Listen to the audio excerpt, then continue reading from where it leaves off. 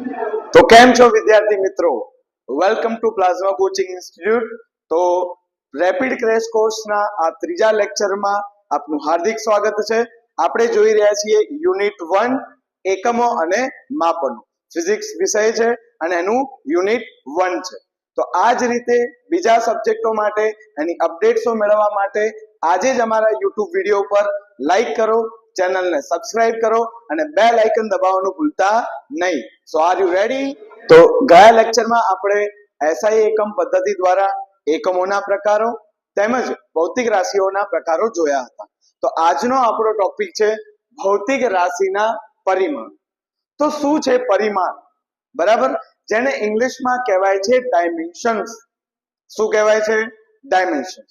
તો આપણને ખબર છે કે એવી ઘણી ભૌતિક રાશિઓ છે કે જેમની પ્રકૃતિ, એમનું નેચર કેવું હશે એ જાણવા માટે પરિમાણ એટલે કે એના ડાયમેન્શન્સ જાણવા ખૂબ જ અગત્યના રહે છે।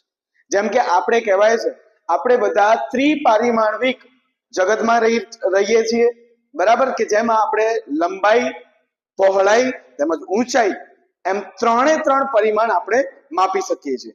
તો એ જ રીતે દરેક ભૌતિક રાશિના પરિમાણો કેવા છે, એને લખવાની પદ્ધતિ કઈ છે અને એના ઉપરથી આપણું જે નેક્સ્ટ લેક્ચર થવાનો છે પારિમાણિક સૂત્રો, જે ખૂબ જ અગત્યનું છે, એ તેના ઉપર આપણે કેવી રીતે પહોંચીશું તો એના વિશે આપણે આજે લેક્ચરમાં માહિતી મેળવીશું। બરાબર, તો પહેલા તો જોઈએ પરિમાણ એટલે શું। તો મેં કહ્યું એ પ્રમાણે કે કોઈ પણ ભૌતિક રાશિની પ્રકૃતિ જે દર્શાવે છે એ પ્રકૃતિ આપણે કોના દ્વારા સમજી શકીએ છીએ? ભૌતિક રાશિના પરિમાણ દ્વારા। બરાબર, આ ભૌતિક રાશિના પરિમાણને કેવી રીતે લખાય? તો ભૌતિક રાશિના પરિમાણને કાંસ સ્વરૂપે આપણે લખી શકીએ છીએ। બીજી એક વસ્તુ ધ્યાન રાખીએ કે 7 મૂળભૂત ભૌતિક રાશિની મદદથી, આ જે 7 મૂળભૂત ભૌતિક રાશિ હતી એની મદદથી જ આપણે 7 મૂળભૂત પરિમાણો લખીશું અને એની મદદથી આ 7 મૂળભૂત પરિમાણોની મદદથી બીજી ભૌતિક રાશિઓ, કઈ બીજી ભૌતિક રાશિઓ? સાધિત ભૌતિક રાશિઓ। તો એ સાધિત ભૌતિક રાશિઓના પરિમાણો પણ આપણે 7 મૂળભૂત ભૌતિક રાશિઓના પરિમાણો ઉપરથી લખીશું। બરાબર, તો ફરીથી જોઈએ કે ભૌતિક રાશિના પરિમાણને આપણે કેવી રીતે દર્શાવીએ છીએ? તો ઓપન બ્રેકેટ વડે દર્શાવીએ છીએ। બરાબર, આ રીતે એને ઓપન બ્રેકેટ અથવા એને તમે સ્ક્વેર બ્રેકેટ પણ કહી શકો છો। બરાબર, તો જ્યાં પણ ભૌતિક રાશિના પરિમાણ લખ્યું હશે ત્યાં એને કેવી રીતે દર્શાવેલું હશે? તો ભૌતિક રાશિના પરિમાણને આ સ્ક્વેર બ્રેકેટ એટલે આ પ્રમાણે જે સ્ક્વેર તમે કરો છો, બરાબર, આ બ્રેકેટના અંદર ભૌતિક રાશિની સંજ્ઞા વાપરેલી હશે અને એની મદદથી આપણે એના પરિમાણ દર્શાવીશું। બરાબર, તો આ રીતે ભૌતિક રાશિના પરિમાણો આપણે દર્શાવીશું। હવે જોઈએ ભૌતિક રાશિના પરિમાણની વ્યાખ્યા ખૂબ જ અગત્યની છે। બરાબર, તો જોઈએ કોઈ પણ ભૌતિક રાશિને વ્યક્ત કરવા માટે શું છે? કોઈ પણ ભૌતિક રાશિને વ્યક્ત કરવા માટે મૂળભૂત ભૌતિક રાશિઓ પર, કોના ઉપર? મૂળભૂત ભૌતિક રાશિઓ ઉપર મૂકવામાં આવતી ઘાતાંકોને, મૂળભૂત ભૌતિક રાશિઓ ઉપર મૂકવામાં આવતી ઘાતાંકોને શું કહીશું? તે ભૌતિક રાશિના પરિમાણ। બરાબર, વ્યાખ્યા ફરીથી વાંચીએ કે કોઈ પણ ભૌતિક રાશિને વ્યક્ત કરવા માટે મૂળભૂત ભૌતિક રાશિઓ ઉપર, કઈ સાધિત નથી, મૂળભૂત ભૌતિક રાશિઓ ઉપર મૂકવામાં આવતી ઘાતાંકોને, જે ઘાતાંકો મૂકીશું એ ઘાતાંકને શું કહીશું? પરિમાણ। રાઈટ, તો આ વ્યાખ્યાને વધુ સમજવા માટે આપણે નેક્સ્ટ સ્લાઇડ ઉપર જોઈએ કે 7 મૂળભૂત ભૌતિક રાશિઓને એના પરિમાણ સ્વરૂપે કેવી રીતે લખાય છે। બરાબર, તો જે રીતે આપણે 7 મૂળભૂત ભૌતિક રાશિ આગળ જોઈ હતી એ જ રીતે એ 7 મૂળભૂત ભૌતિક રાશિને પહેલા જોઈએ, એટલે કે આ કોષ્ટક જોઈએ જે તમે ઓલરેડી આગળ જોઈ ચૂક્યા છો। હવે આ 7 મૂળભૂત ભૌતિક રાશિના પરિમાણ કયા? બરાબર, એ પરિમાણને લખવા કેવી રીતે તો એ પણ જોઈએ। બરાબર, તો તમે અહીંયા જોઈ શકો છો છેલ્લા કોલમમાં, બરાબર, તમને દેખાશે। તો અહીંયા તમે જોઈ શકો છો કે દરેક 7 ભૌતિક રાશિ જે આપણે આગળ ચર્ચા કરી ચૂક્યા છે, બરાબર, પહેલી છે અંતર। અંતરનો એકમ શું છે? મીટર. મીટરની સંજ્ઞા એમ. પરંતુ જ્યારે પણ પરિમાણ પૂછવામાં આવશે કે અંતરનું કે લંબાઈનું પરિમાણ શું, એટલે એને આપણે કોના વડે દર્શાવીશું? સ્ક્વેર બ્રેકેટમાં કેપિટલ L. બરાબર, સ્ક્વેર બ્રેકેટમાં શું કરવાનું? Capital L. બરાબર. એ જ રીતે દળ માટે આપણે લખીએ તો દળનો એકમ છે કિલોગ્રામ. કિલોગ્રામની સંજ્ઞા છે કેજી. પરંતુ એના પરિમાણને લખવા માટે સ્ક્વેર બ્રેકેટમાં શું લખીશું? Capital M. ડન. ત્રીજું છે સમય. સમયનો એકમ છે સેકન્ડ. પરંતુ એના પરિમાણને લખવા માટે આપણે કોનો ઉપયોગ કરીશું? સ્ક્વેર બ્રેકેટમાં કેપિટલ T નો. એ જ રીતે બાકીની ભૌતિક રાશિ તાપમાન છે. તાપમાનનો એકમ કેલ્વિન, અને કેલ્વિન ઉપરથી જ એનું પરિમાણ લખવા માટે આપણે કેપિટલ K લખીએ છીએ. બરાબર.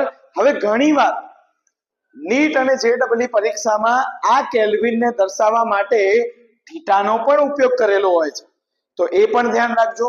બરાબર. તમને ઘણી જગ્યાએ પ્રશ્નમાં મેન્શન કરશે અને અમુક જગ્યાએ ના પણ કરે, તો તમને ધ્યાન હોવું જોઈએ કે સ્ક્વેર બ્રેકેટમાં જ્યાં થીટા લખેલું હોય તો એ તાપમાન પણ રજૂઆત એની થઈ શકે છે. બરાબર. પાંચમી ભૌતિક રાશિ હતી વિદ્યુત પ્રવાહ. વિદ્યુત પ્રવાહનો એકમ કયો છે? એમ્પિયર. તો એમ્પિયરની સંજ્ઞા ઉપરથી જ એનો પરિમાણ કેપિટલ A, અને એને શેમાં મૂકવાનું? સ્ક્વેર બ્રેકેટમાં. બરાબર. અને એ જ રીતે વિદ્યુત પ્રવાહને પણ ઘણી જગ્યાએ કેપિટલ I વડે દર્શાવવામાં આવે છે. બરાબર. તો આ કેપિટલ I ને તમે ક્યાં મૂકી દો? બ્રેકેટમાં. એટલે આ શું થઈ ગયો? વિદ્યુત પ્રવાહનું પરિમાણ. બરાબર. ખ્યાલ આવે છે? ઓકે. ચલો નેક્સ્ટ છે દ્રવ્યનો જથ્થો. બરાબર. દ્રવ્યનો જથ્થો. દ્રવ્યનો જથ્થો કે જેનો એકમ કયો છે? મોલ. તમે કેમિસ્ટ્રીમાં ભણો છો ને, રાઈટ? હા, એ જ છે આ મોલ. બરાબર. મોલને દર્શાવવા માટે MOL એટલે કે મોલ, અને એને શેમાં લખી દેવાનું? સ્ક્વેર બ્રેકેટમાં. અને લાસ્ટ છે જ્યોતિની તીવ્રતા. બરાબર.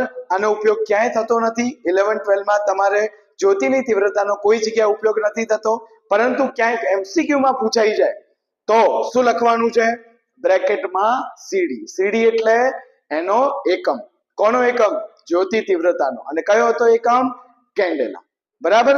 તો આપણે આ પરિમાણોને કેવી રીતે લખાય એ આપણે જોયું. સૌથી મહત્વનું છે 1 થી 6. તો આવી જાઓ ફરીથી આપણે પરિમાણની વ્યાખ્યા જોઈ લઈએ. બરાબર. આ સંજ્ઞા આવડી ગઈ. હવે જો પરિમાણની વ્યાખ્યા બહુ જ સિમ્પલ થઈ જશે, રાઈટ? ચલો તો જોઈએ.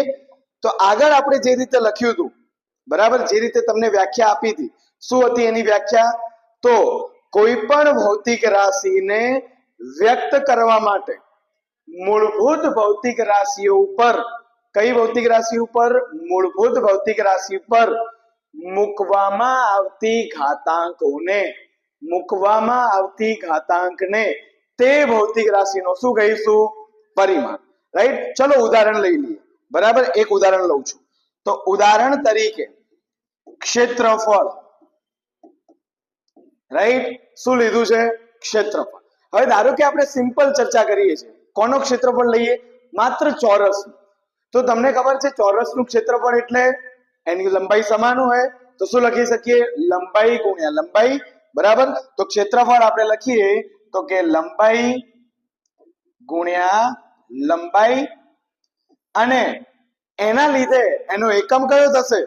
તો એકમ થશે મીટર સ્ક્વેર. તો જેવો તમે એકમ લઈ લો છો, એકમ ઉપરની ઘાત એને હવે તમારે પરિમાણ સ્વરૂપે દર્શાવવાની છે. તો આ સ્મોલ m કોનો એકમ છે? લંબાઈનો. તો લંબાઈને આપણે કેવી રીતે દર્શાવીએ છીએ પરિમાણ માટે? સ્ક્વેર બ્રેકેટ કરો, રાઈટ? એમાં શું મૂકો? L, અને એની ઘાત એટલે કેટલી ઘાત આપેલી છે? 2. તો એ થઈ ગઈ આ 2 ઘાત. ડન. સિમ્પલ છે. તો આ જે 2 ઘાત કરીને આ 2 ઘાતને ક્ષેત્રફળનું પરિમાણ કહેવાય છે. ડન. સિમ્પલ. તો હવે લાસ્ટ વાર આપણે વ્યાખ્યા જોઈ લઈએ. બરાબર. કોઈ પણ ભૌતિક રાશિને, કોઈ પણ એટલે કઈ લીધી છે? ક્ષેત્રફળ ને વ્યક્ત કરવા માટે, ભૌતિક રાશિને વ્યક્ત કરવી છે, તો એના માટે મૂળભૂત ભૌતિક રાશિ પર, કઈ હતી મૂળભૂત ભૌતિક રાશિ? લંબાઈ. તો તો લંબાઈ પર મૂકવામાં આવતી ઘાતાંકને કેટલી ઘાત મૂકી આપણે? કેટલી મૂકી? 2. તો આ જે 2 ઘાત મૂકી છે એ ક્ષેત્રફળનું પરિમાણ કહેવાશે. બરાબર, ખ્યાલ આવ્યો?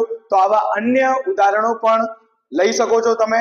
આપણે નેક્સ્ટ લેક્ચરમાં એટલે કે આપણા ચોથા લેક્ચરમાં પારિમાણિક સૂત્ર અને પારિમાણિક સમીકરણો જોવાના છીએ.